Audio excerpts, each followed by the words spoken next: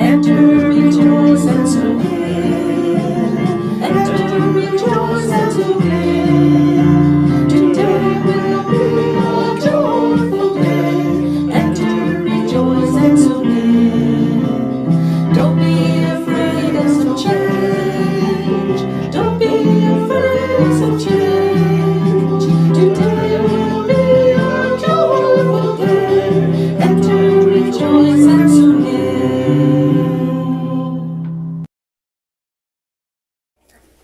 Hey, our first procession since we've closed. Wow.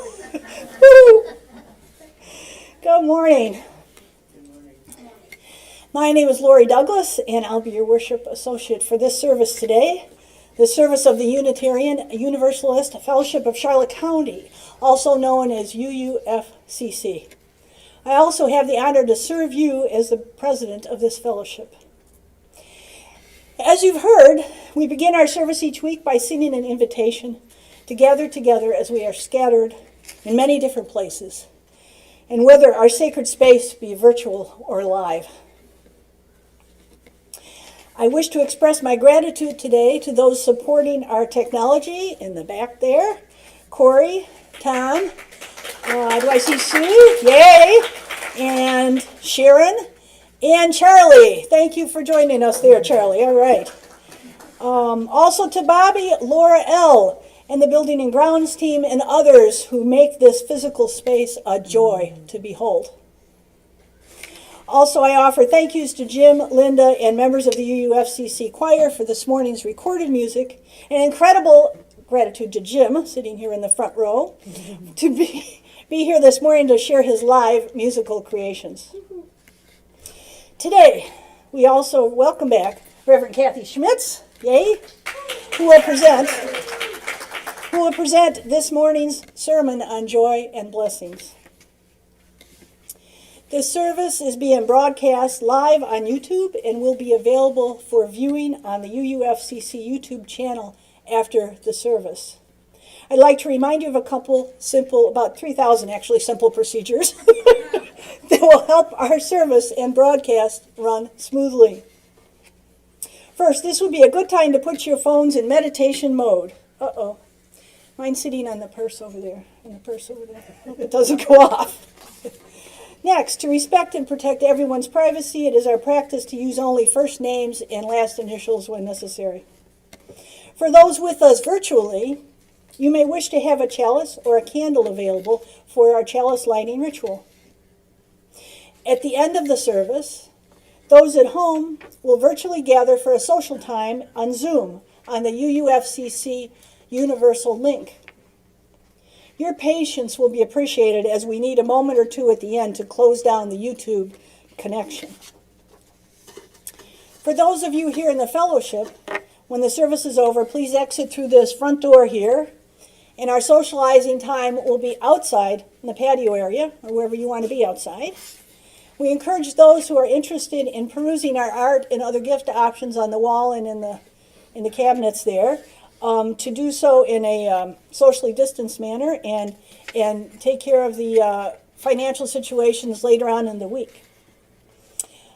You may pick up an ornament in the baskets at the back of the room here, where you can put on the tree later in the service. And you're invited to write on that ornament any joy that you might have or remembrance or something that is meaningful to you this holiday season. Those at home have an opportunity to send in their message for the ornaments to bookoflife@uufcc.org, and we will write them for you. Today is the last day for this, by the way, before Christmas Eve. There will be time later today to place those ornaments. You are welcome here at Uufcc, no matter who you are, no matter where you come from, no matter your background or your spiritual journey. We know you come here for different reasons. To find community, to seek your spiritual and personal truths, to ask questions, to nurture and be nurtured, and to explore new ideas. We come from different places, different religions, different beliefs, and different backgrounds. We trust that you will find something new that you need here, be it comfort or connection or a challenge or love and love. And we hope you will find ways to help others also in this building, in the local community, and the world community. If you are new here, please wave your hand, and we'll get a chance to recognize you. Didn't see any new faces today. Oh, hi. How are you? Can you say your first name, please? Virginia. Virginia. Let's welcome Virginia. Yay. Wonderful. Anybody returning as a snowbird for the first time here? Okay, snowbird. Okay. Give it up, Q. All right, if you have not already, please take the opportunity to meet one of our membership team following the service. Lynn, where are you? And Jackie and others might want to raise your hand so that she can, oh, right next to you. There you go. Okay. If you are new at home and would like to learn more about our fellowship, you can email Mary Jane at office@uufcc.org or visit our website at uufcc.org. And wherever you are, we are glad that you joined us today and chose to spend your Sunday morning with us. We'll now begin the service by lighting the chalice. Bell Hooks, a black scholar, writer, activist, and inspiring person, left us this week. She said, "When we choose to love, we choose to move against fear, against alienation and separation. The choice to love is a choice to connect, to find ourselves in each other. Let this flame represent our choice to connect." As Ken lights the chalice here in the sanctuary, please join me in reciting our affirmation. It's a tricky one, Ken. There you go, you got it. Okay. Love is the spirit of this fellowship, and service is its law. This is our aspiration, to dwell together in peace, to seek truth and love, and to help one another. I invite you now to light your home chalices and candles. The prelude this morning, including "'Tis the Gift to Be Simple," is arranged and played by our music director, Jim Boyle. Thank you, Jim.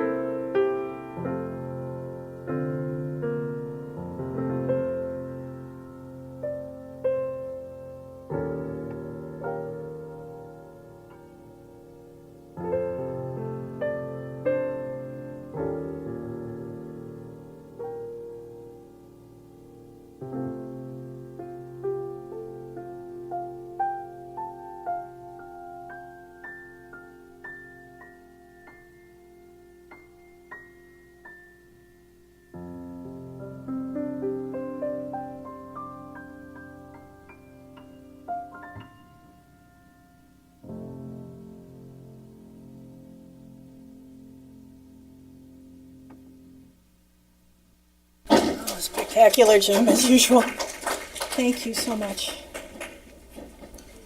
Our opening words today are by Reverend Gretchen Haley. Reverend Gretchen Haley has some wonderful beliefs. She believes that the liberal church can transform lives in our world by way of hyper-local relationships and partnerships that inspire the unleashing of courageous love. I just love that. Courageous love.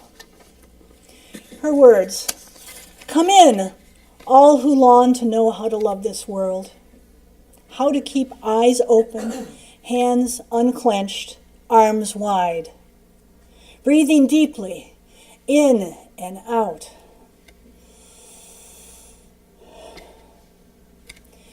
This is a time to practice because there is still so much good and beauty and joy. But it can be hard to keep telling this tale with all the news and the wind and the rain and the trembling earth. Who wants to love this life anyway? Come in, all who teeter on this edge of cynicism, broken-hearted, trying still to remember laughter and kindness and the chance to be alive in these days when so much is at stake.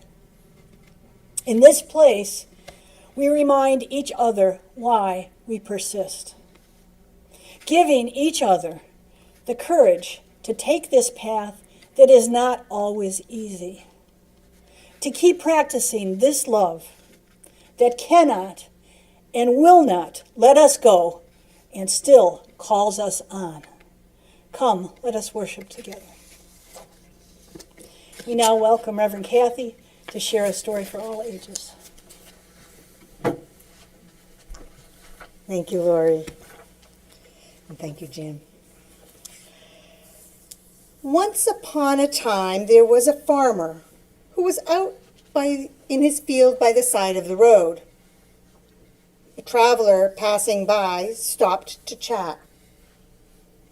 The traveler asked the farmer, "I'm thinking of moving to this area. Could you tell me what kind of people live in this village?"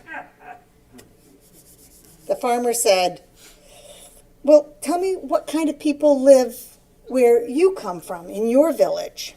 "Oh, they're terrible," said the traveler.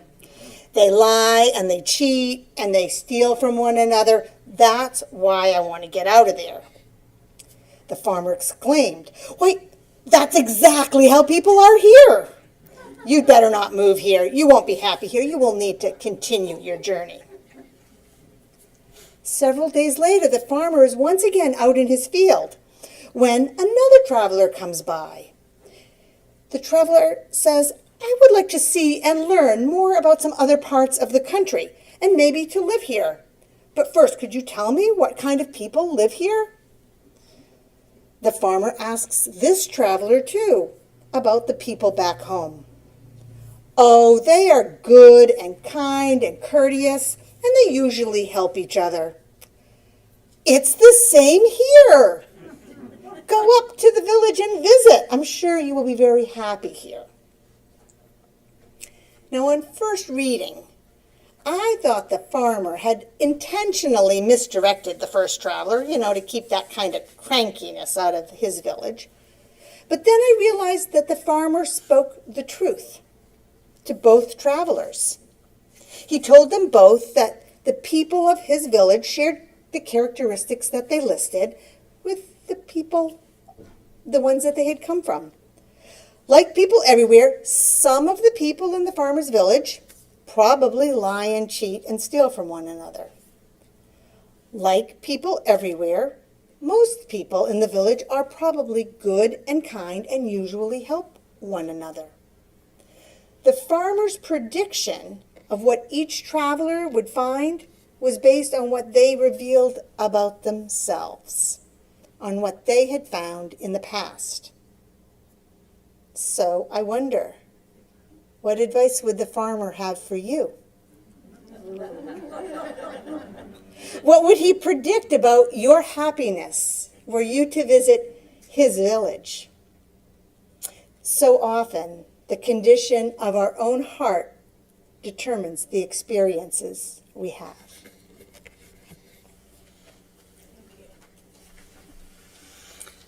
Well, that gives us food for thought. Thank you.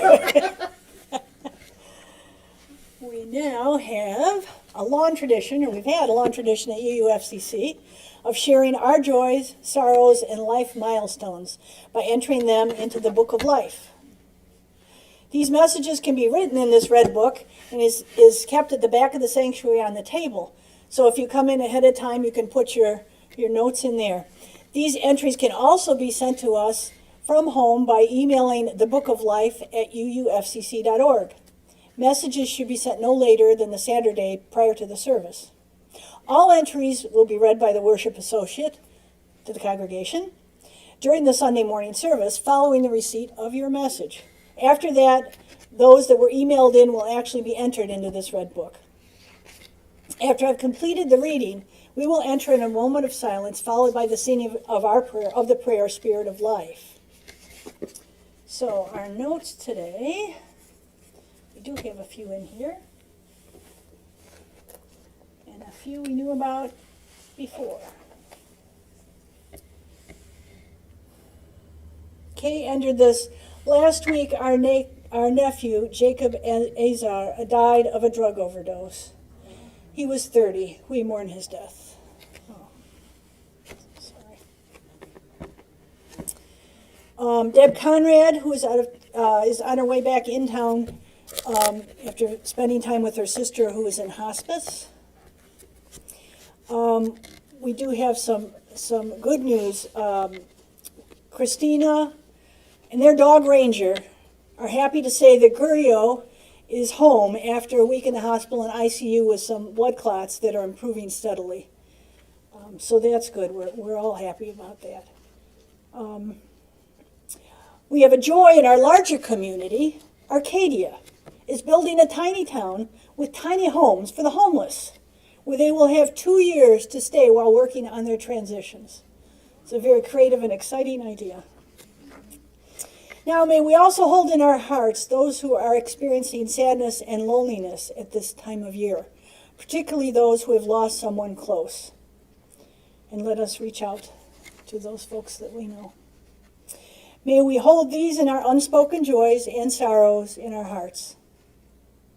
May we also hold one another in love and tenderness, so that this fellowship may be a source of strength and comfort, of courage and hope in the days and weeks ahead. Now, join me in Spirit of Life. Behind our masks, where we all sing the best and hum the best.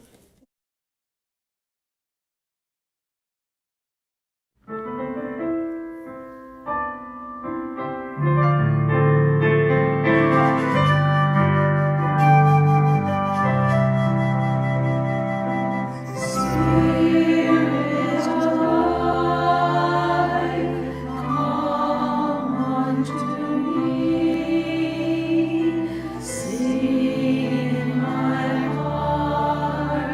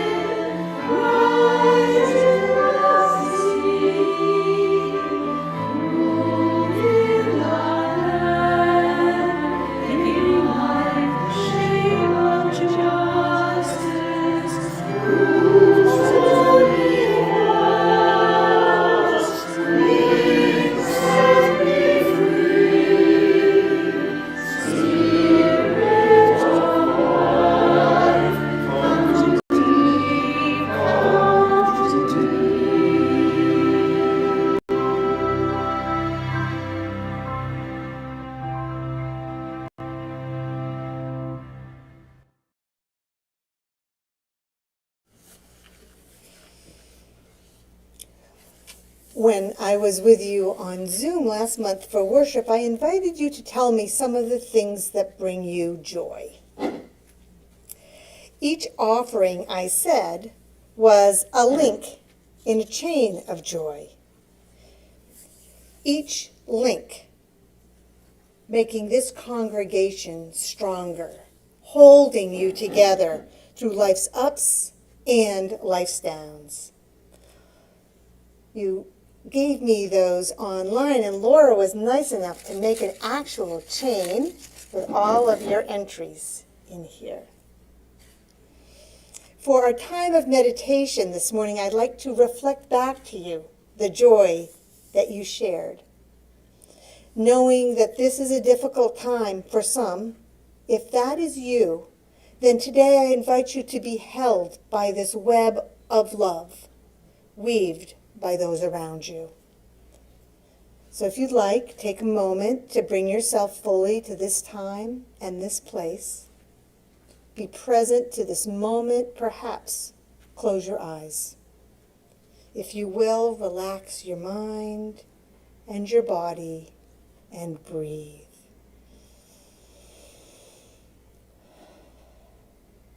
And take in joy. What brings us joy? First and foremost, relationship. For many, that is connection with family, spouses, and partners, their love, and just being with them. Getting a call from a sibling. And our children, our grown children, spending time with them, taking pride in them.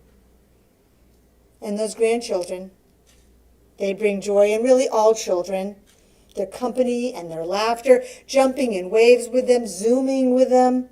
All children, and for some especially the wee ones. And you know what else brings joy? Friends. Friends, friends, friends. Our human relationships matter so much, but so do some of our other relationships. What brings us joy? The animals we live with. Cats and kitties, puppies and rubbing a dog's belly. And we find joy in nature. The ocean, the beach, any water really.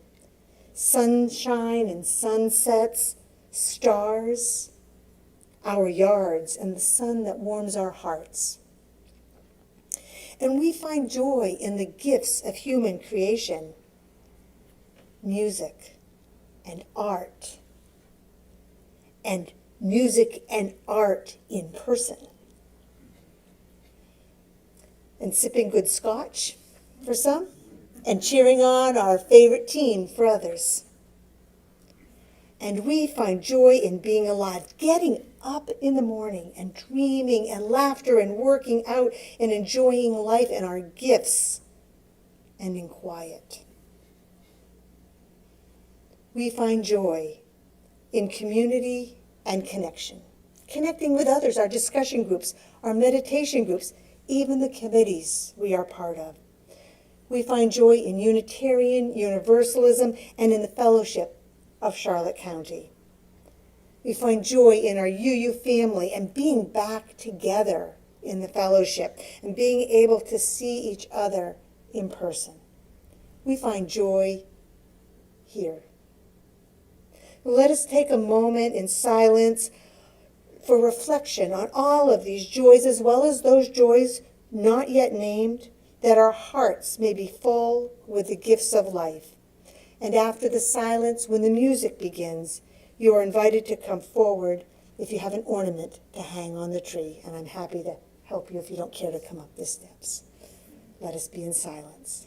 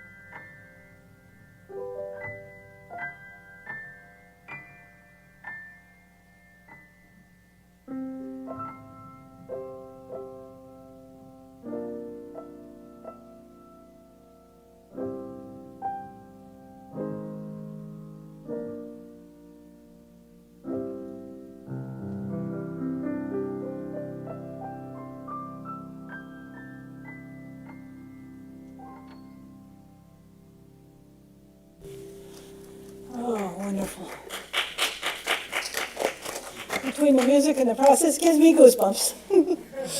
Wow. All right. Now it's time for our offering. In our tradition, congregations exist because of the generous support of members and friends.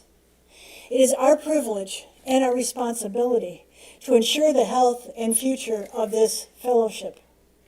To this end, your offerings to support the ministry of this fellowship, whether it be by pledge or donation, may be offered online. And there are several ways you can give. You can drop your donation in the basket by the exit door on the way out. You can mail checks to the office, drop them in our mailbox, or call the office to make other arrangements. We're also equipped to accept donations through Venmo. Make sure you write UUFCC offering if you do that. Your generosity is always appreciated. If you are with us for the first time, do not feel obligated to give because your presence is our gift today. We now, please join me in welcoming Reverend Kathy back to share with us this morning her sermon.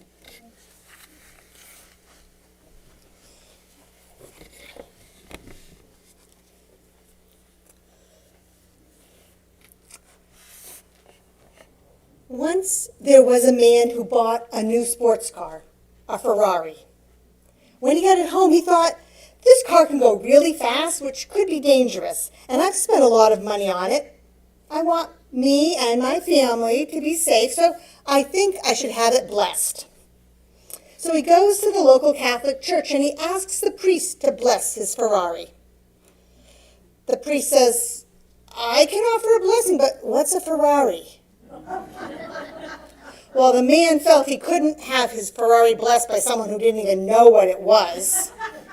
So he goes to the local Protestant church and asks the pastor to bless his Ferrari. Of course, but what's a Ferrari? This time the man explains, but the pastor says, I'm sorry, I am not going to do a blessing for a sports car. Getting frustrated, the man goes to the Unitarian Universalist church and asks the minister there. The minister says, you have a Ferrari? Can I see it? The man shows the minister his car, and the minister and the man have a long talk about how well it handles and all kinds of things like that. Finally, the man again asks if the minister will bless his Ferrari. The minister replies, of course, but what's a blessing?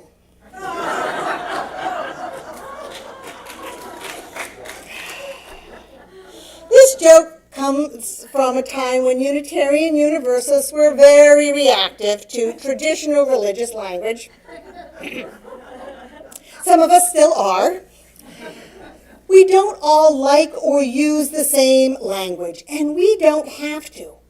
However, sometimes it's fun to explore traditional words and consider how they might have meaning for us. For example, the word blessing. That's what I'd like to explore today, in part because I believe that understanding blessings can bring more joy into our lives. I think my real attachment to the word blessings came back 20 years ago after the events of September 11th, 2001. There were a lot of bumper stickers that said, God bless America. Maybe some of you had them. I kept wondering exactly what that would mean. I have no problem with America experiencing good things. It just felt a little stingy. I wondered exactly what these people were trying to communicate. Then I saw a bumper sticker that spelled out my concern. It said, to hell with our enemies. God bless America. That, I thought, is what I was afraid of. But I had a friend, a UU minister friend, who had another bumper sticker with a different message, a message that won my heart. It said, God bless the whole world, no exceptions. I wanted to put that message on my car, but I didn't because, unlike my friend, I'm not a theist. But I wasn't willing to give up the idea of blessings. I believe the world is full of blessings, that they are all around us and available to us if only we will open our eyes and our ears and our hearts. Often, it is the condition of our own heart that determines how we experience the world. Now, I do not for a moment want to suggest that we should ignore life's challenges, for life has many challenges and they are real.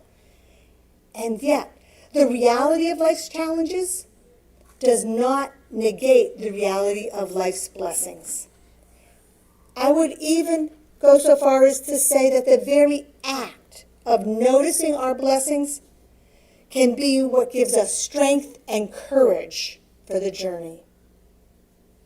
In our earlier story about the farmer and the travelers, the farmer predicted that each traveler would find exactly what they were used to finding. What are you used to finding? Life is full of so many things that we label good and things that we label bad, and it is up to us to choose the images with which we will create our vision of the world. Will we understand the world to be based on a foundation of challenges or a foundation of blessings? One of the images that I am drawn to in consideration of blessings is the Hindu god Ganesha. I think we're going to have an image of him. I'd like to introduce you to Ganesha if you haven't already met. You may have seen him somewhere. Ganesha is the popular elephant-headed god of Hinduism. He is a god of good fortune and a remover of obstacles. He is found watching over the doorways of homes and public places. Even in temples to other gods, worshippers often stop first and pay their respects to Ganesha. Now, my close encounter with Ganesha was at a temple in Ranthambore National Park in North India. I think we'll have some images here in a moment of that trip. We were at the park to look for tigers, but we took a side trip and walked up a long, steep set of stone steps to the fort. There, at the top, amid many ruins, was an active temple to Lord Ganesha. Nearby, a small market sold the things one might need to make offerings at the temple.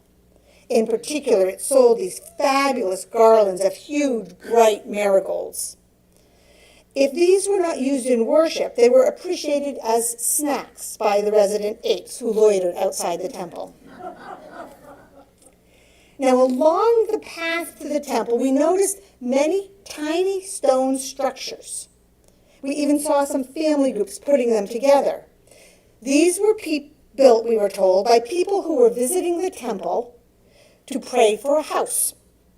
This was the custom at that temple, to request that Ganesha remove the obstacle to home ownership, to ask Ganesha to grant the good fortune of a house.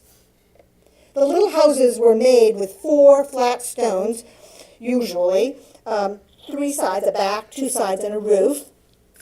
But there were some rather elaborate multi-layer affairs. Unfortunately, we did not think to get a picture of one of those. I was charmed by Ganesha and this visit to this temple, and before I left India, I bought a little statue of Ganesha, who now has been guarding our door at home for many years. When I got home, I did a little reading about Ganesha.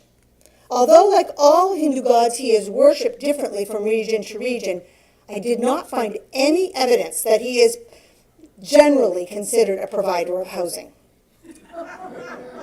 So perhaps this tendency was particular to this particular temple that we visited. Still, because of our experience, it's probably not surprising that I associate Ganesha with good fortune regarding housing. This took a really interesting turn as we prepared to sell our home several years later. In the days up to it going on the market, we received a lot of advice. Much of it I'd heard before, how to make the house more saleable, how to increase its curb appeal. But there was one piece of advice that was new to me. We were told to bury a statue of St. Joseph's upside down in our yard. Okay, I can tell. Some of you have heard of this? Okay. We received this advice from a surprising number of people. Again, I have done some reading, and learned that this has sometimes been quite the rage.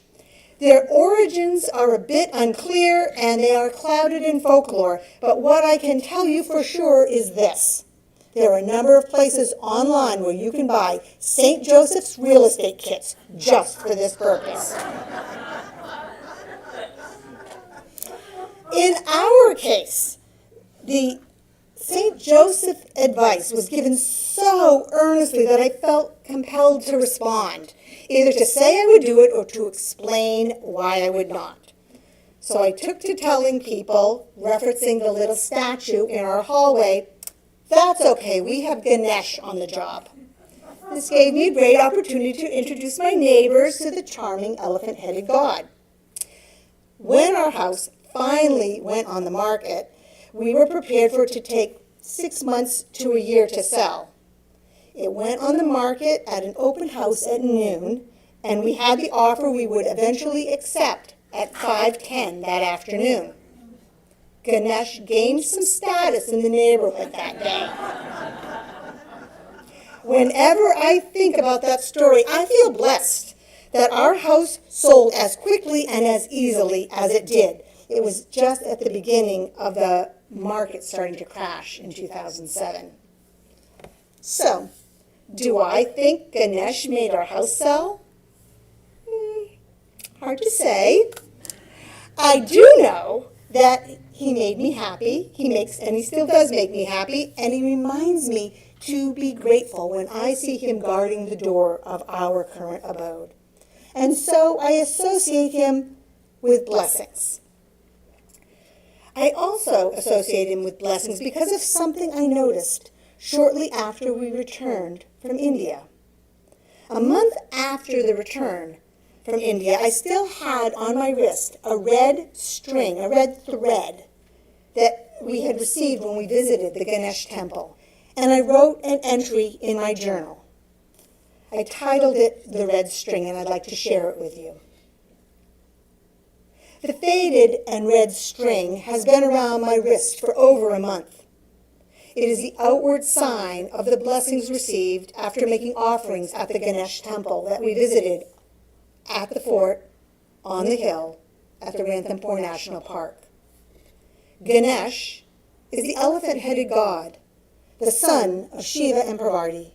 He is the remover of obstacle. This popular Hindu god is the first to be acknowledged when worshippers enter a temple, and he appears above the doors of many homes and buildings. It was the only temple where we made offerings. With the help of our guide, we each obtained a flower garland, which we presented to the priest at the altar. Our foreheads were marked with a red dot, and into our upturned palms were placed small mounds of sweets and seeds. Some of our companions looked for an appropriate place other than their mouths to deposit the gift. Tempting to digestive distress, I popped mine in my mouth as the locals seemed to do. Then, by the exit, another priest. Watching those before, we gave a small cash offering and received another mark on our forehead. And then the string, not much more than a thread wrapped multiple times around our wrists. A sign, a remembrance of our visit. How long should we keep it on, we asked. Until it falls off, we were told. Now we are back in the States. The string remains. No one except Indians asks us about the string. I think the others do not see it.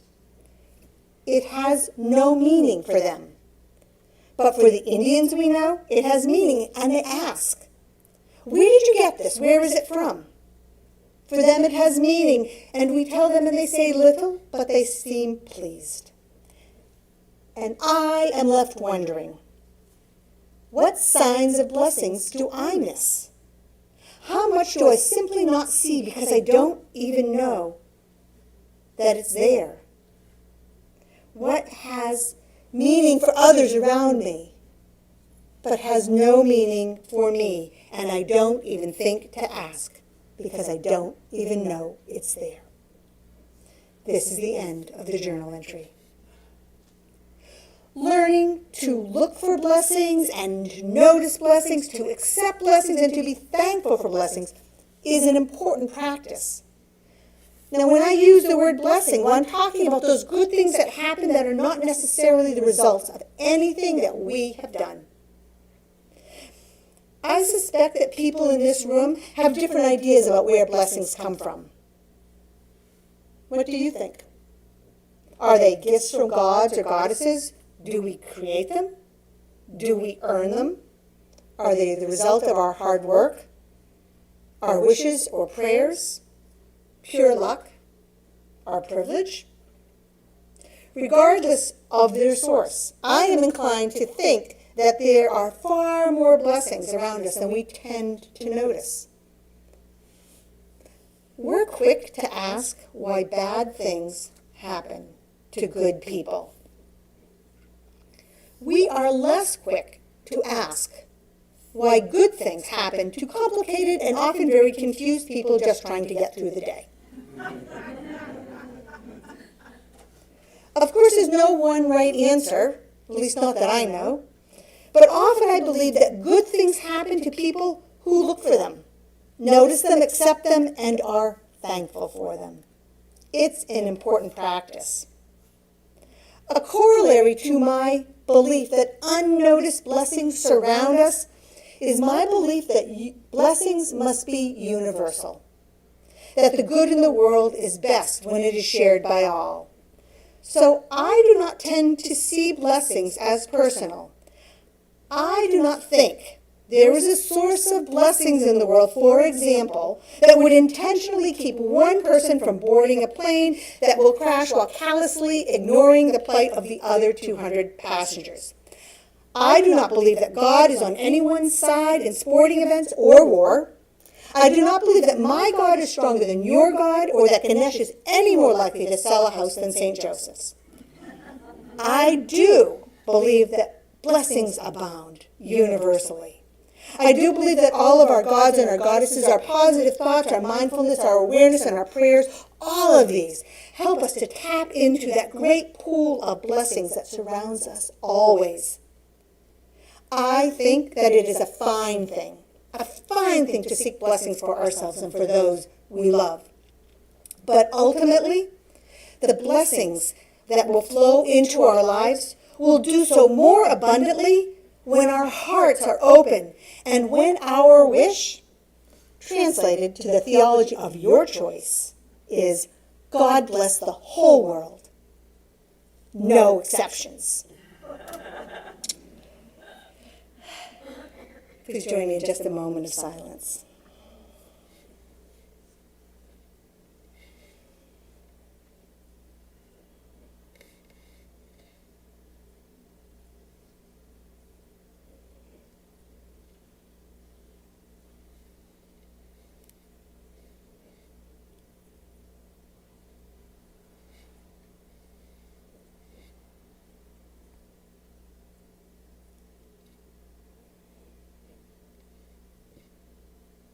Okay, Lori.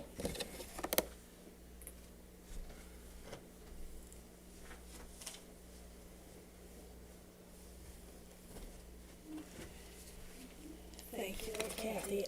I know for sure of some blessings we have right here. Reverend Kathy has certainly been a huge blessing to our congregation. And I also know that each and every one of you and those at home are a blessing to our congregation, because that's what makes us. All right, life of the community. Now it's time to highlight UUFCC's special events and activities. Please remember to check your weekly UUFCC updates by our very special Mary Jane sitting there in the pretty mask. Of course, they're kind of all pretty today. You can also email these announcements to the Book of Life at uufcc.org, and we will add them to the list. Today I have the following announcements. Christmas Eve at UUFCC is not only going to be a beautiful service, it will include the return of our UUFCC choir and mask singing for the congregation outside. Yay! We have been waiting for this. Oh my goodness. Join us in the sanctuary Christmas Eve for the service led by Reverend Kathy and Laura A. as worship associates, and Jim and the choir, and for music, words, and candles. The 45-minute service will begin at 5:30 p.m. and you'll be live streamed. Special music is being arranged, and we hope you all arrive early so that we can enjoy. Immediately following the service, those present will be able to join the choir outside here on the patio. Choir will be against the wall, and the rest of us will be out kind of in the parking lot with our masks on to sing. The choir will not have masks on, so we'll be staying way away so that we can hear them and be safe at the same time. As this is going to impact the driveway, we're asking anybody that plans to come to the service to stay until everything is done so the driveway is clear and we don't smush any of our congregants, okay? So this is good. There'll be a Yule service also on the 26th, Sunday the 26th at 5:30 p.m. This will include a ceremony outside by the fire pit, followed by social time, with each bringing their own food, not to share, but just for themselves. So this is pretty exciting. We got some cool things happening here. And another joy, which wasn't mentioned before, we have so many volunteers here that just make our lives wonderful. The blessing that Sue Burgess shared was also helping decorate our beautiful sanctuary. Lots of blessings involved in this sacred place. We now move to extinguishing the chalice. As Reverend Kathy shares our closing words, Ken will come up and extinguish the chalice, but not the light of hope, the fire of commitment, or the warmth of community.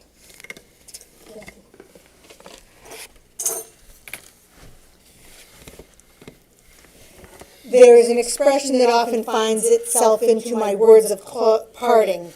Go and be a blessing to the world. Think about what that means. Go forth from this gathering ready to be that thing that happens in someone's life, that good thing that happens in our world, that's something that no one earned, that no one deserved, that no one was worthy, that's something that happened anyway.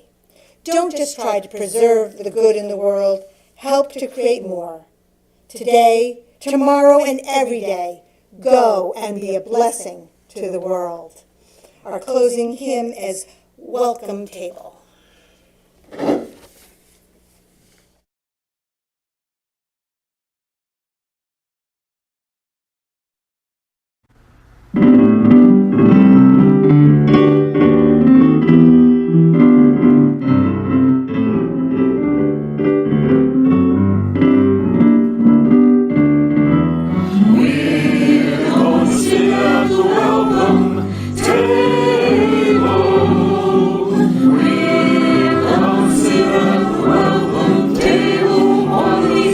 Hallelujah. We're gonna sit at the welcome table.